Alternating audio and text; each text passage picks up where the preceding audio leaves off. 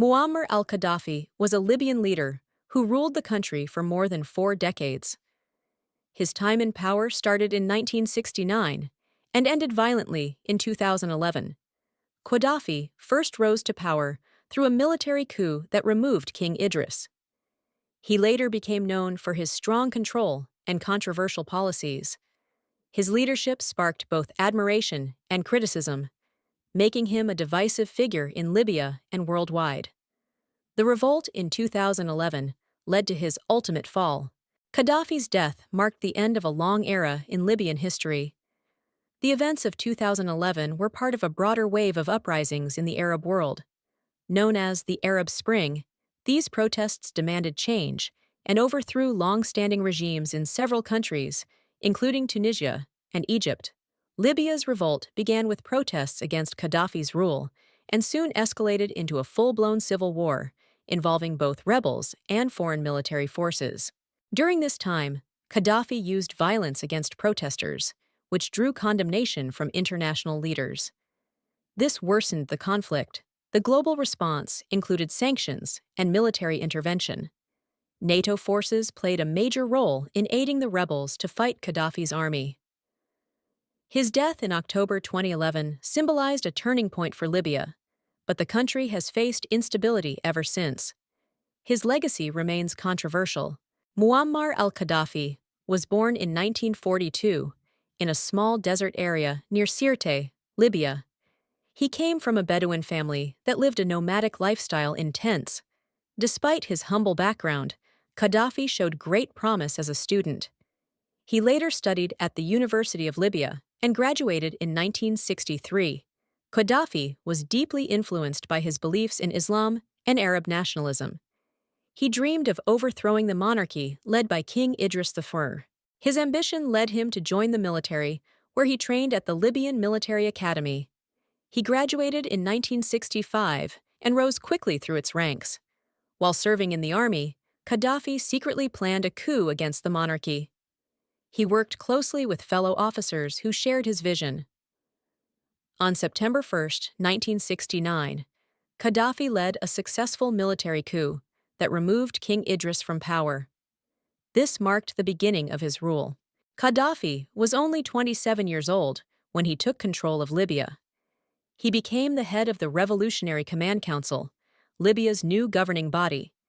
He also took on the role of commander-in-chief of the armed forces, solidifying his authority in both military and political matters. His rise to power was seen as a revolution by some, while others viewed it as the start of an era marked by strict control and unpredictability. After seizing power in 1969, Qaddafi implemented many bold and controversial policies. These changes aimed to reshape Libya's politics, economy, and culture. One of his first moves was to remove foreign military bases. Both the U.S. and British forces were expelled, asserting Libya's independence from external influence. He also expelled members of Libya's Italian and Jewish communities, who had lived there for years. This decision had lasting social and political consequences. Qaddafi nationalized Libya's oil resources in 1973, taking control from foreign companies. This increased the country's wealth, but reduced foreign investments. He introduced strict Islamic principles, banning alcohol and gambling. These changes were part of his efforts to align Libya with his personal beliefs. Qaddafi attempted to unify Libya with other Arab nations. He believed in creating a single Arab state, but these efforts were repeatedly unsuccessful. Internationally, Qaddafi rejected peace with Israel and supported opposition to the Egyptian-Israeli peace process.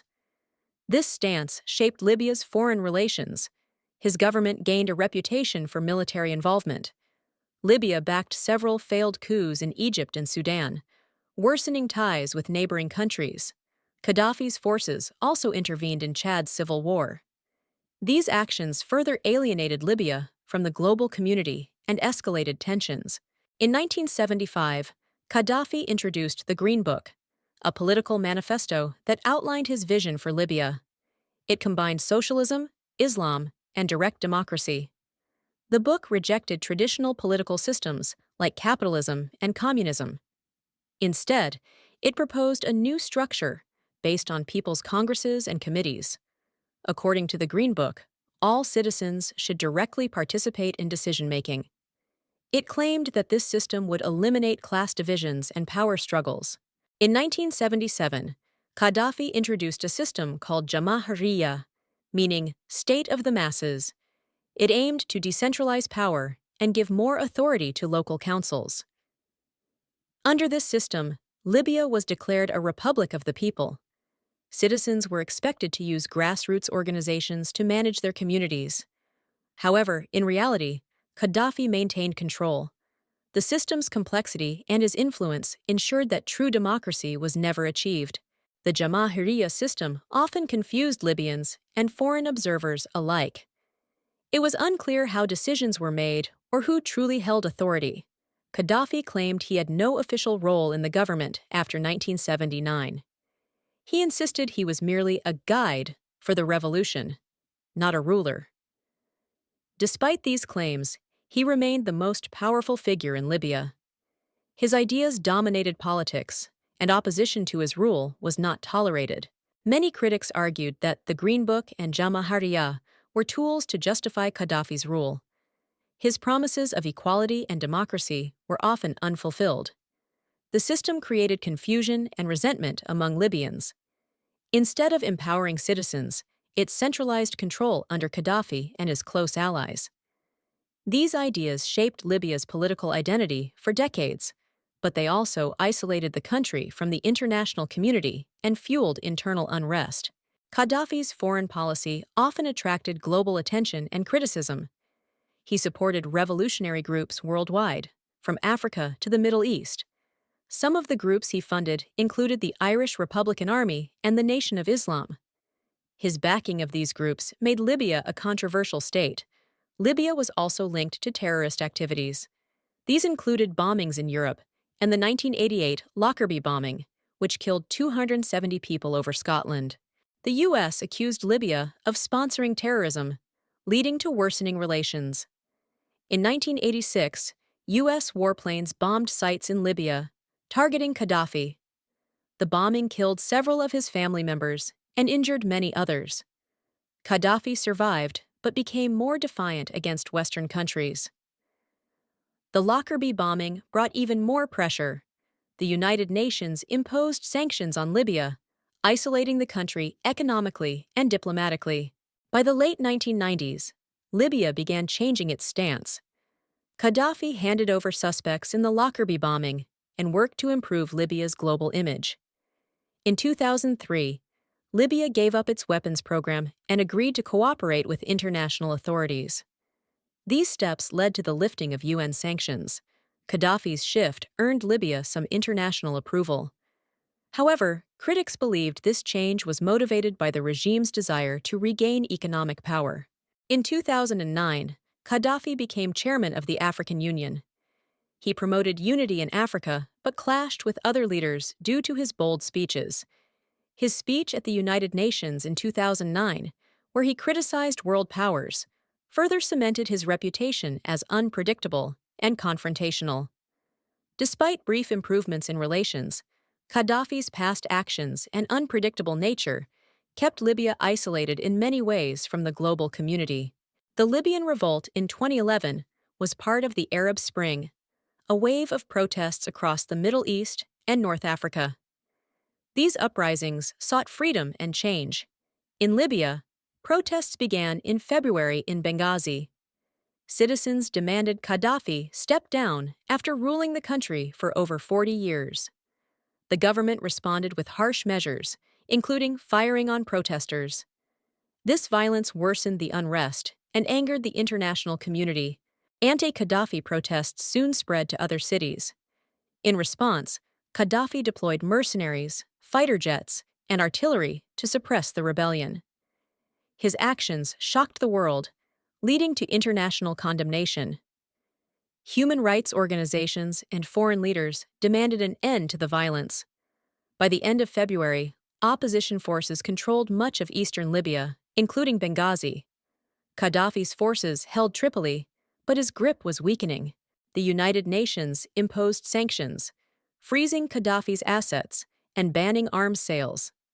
NATO began military action to protect civilians from his forces. The conflict escalated into a full-scale civil war.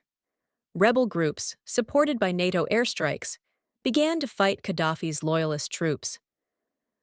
Despite heavy resistance, rebel forces gained momentum. Key cities fell to the rebels, and Qaddafi's control weakened further over time. By August, rebels captured Tripoli, Libya's capital. This marked a turning point as the regime's strongholds began to fall one by one. Qaddafi fled, releasing defiant audio messages urging his followers to resist.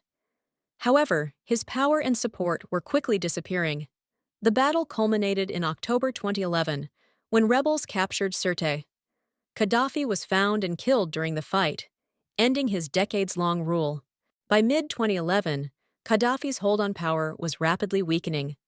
Rebel forces had captured large areas of Libya, including key cities in the west. Tripoli, the capital, fell to the rebels in August. This victory was a major blow to Qaddafi, forcing him and his loyalists to flee the city. As Tripoli fell, rebels stormed the Bab al-Azia compound, Qaddafi's headquarters. The site became a symbol of his regime's collapse.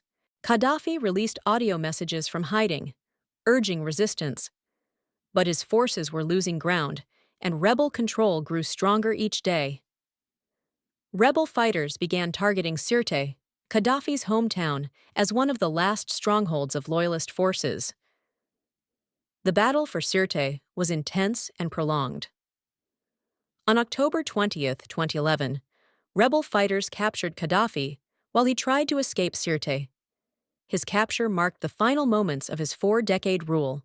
Qaddafi's death was violent, reflecting the anger and resentment that had built up over his years in power.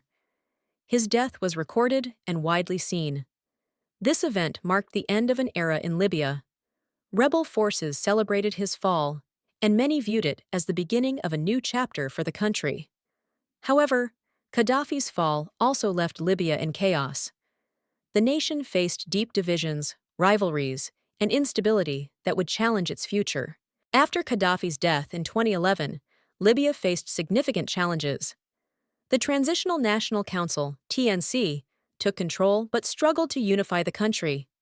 Local militias, which had fought against Qaddafi, refused to disarm. Instead, they became powerful groups that controlled different parts of Libya. Rivalries among these militias led to frequent clashes. The lack of a central authority made it difficult to restore order and rebuild Libya. The economy also suffered after Qaddafi's fall. Libya's oil production, once the main source of wealth, was disrupted by the ongoing violence. Political instability made foreign investors hesitant to return. The absence of effective governance left many Libyans without basic services. The hopes of democracy and freedom that had inspired the revolution were overshadowed by internal divisions and struggles for power. International efforts to help Libya rebuild were often ineffective. Foreign powers were divided on how to address Libya's ongoing instability. The country became a hotspot for extremist groups, further complicating efforts to establish peace. Many Libyans felt abandoned by the world. Despite these issues, some Libyans still hoped for a future based on unity and progress, but achieving stability remained a distant goal. Qaddafi's legacy remains controversial. Some remember him for developing Libya's oil wealth and opposing foreign influence in the region. Others view him as a dictator who suppressed freedoms and caused suffering. His leadership left a lasting impact on Libya and the world. The revolution that ended his rule created both opportunities and challenges. Libya's future depends on overcoming the divisions left behind.